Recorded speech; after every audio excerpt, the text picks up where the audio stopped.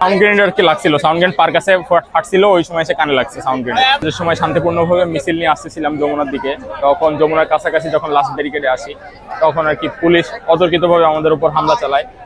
তো আমরা আসলে যে সময় দূরে ছিলাম, দূর থেকে আর কি সাউন্ড গ্রেনেড ছোড়ে, এবং সাউন্ড গ্রেনেড যে সময় ছোড়ে সেই সময় আমি কয়েকটা সাউন্ড গ্রেনেড আর কি অতিক্রম করে সামনের দিকে এসে ব্যারিকেড সরানোর চেষ্টা করি, কিন্তু সরাতে পারি না।